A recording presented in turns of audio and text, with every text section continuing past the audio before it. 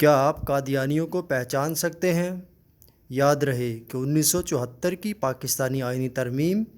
اور بعد ازاں 1984 کے امتناع قادیانیت قانونی ایکٹ کی شق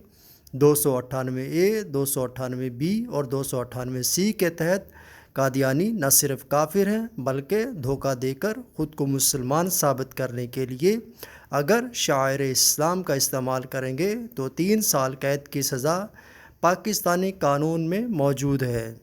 یہاں کچھ ایسی نشانیاں بیان کی جا رہی ہیں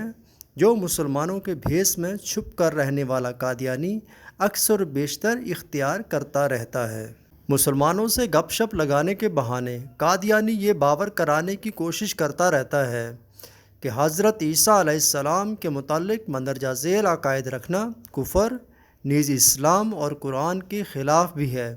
کہ اللہ نے ان کو آسمان پر زندہ اٹھا لیا ہے اور کافر ان کو صلیب نہیں دے سکے اور قرب قیامت میں واپس آئیں گے اور دجال کو قتل کریں گے۔ اور قادیانی یہ ثابت کرنے کی کوشش کرتا ہے کہ ان کو صلیب پر چڑھایا گیا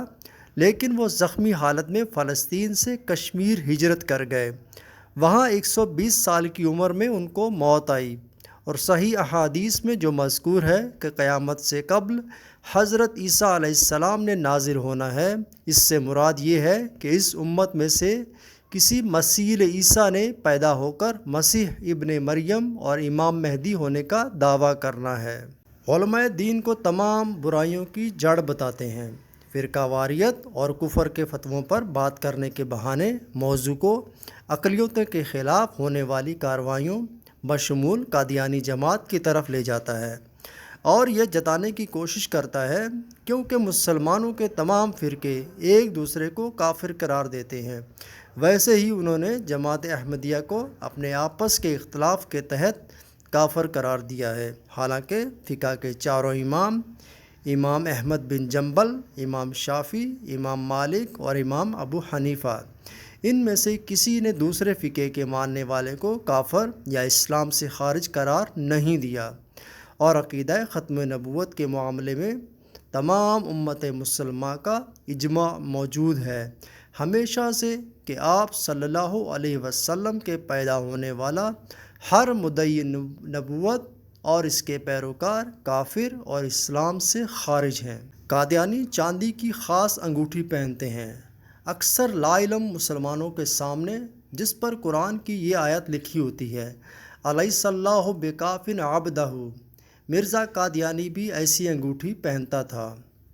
قادیانی کے خلیفہ کی مکمل داڑھی ہوتی ہے۔ مسلمانوں کو دھوکہ دینے کے لیے ان کی کوشش ہوتی ہے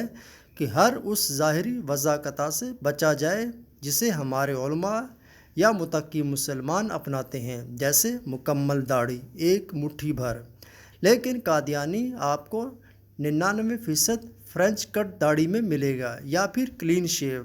اور کوئی قادیانی جماعتی عہدیدار موجودہ خلیفہ سے لمبی اور گھنی داڑھی نہیں رکھ سکتا۔ اسی لیے کبھی سالانہ قادیانی جلسے کے موقع پر کوئی قادیانی اپنے خلیفہ جیسی، اس کے برابر یا اس سے لمبی داڑھی رکھنے والا نظر نہیں آئے گا۔ قادیانی کبھی مسلمانوں کی نماز والی گول ٹوپی نہیں پہنے گا، وہ یا تو پٹھانوں کی مخصوص ٹوپی پہنے نظر آئیں گے یا سندھی ٹوپی یا جناح کیپ۔ قادیانی جماعت میں ان کے مرتبے کے لحاظ سے سر ڈھانپنے کا رواج ہے۔ مردوں میں ان کا خلیفہ شملے والی پگڑی پہنتا ہے، اور اس کے علاوہ کسی قادیانی کو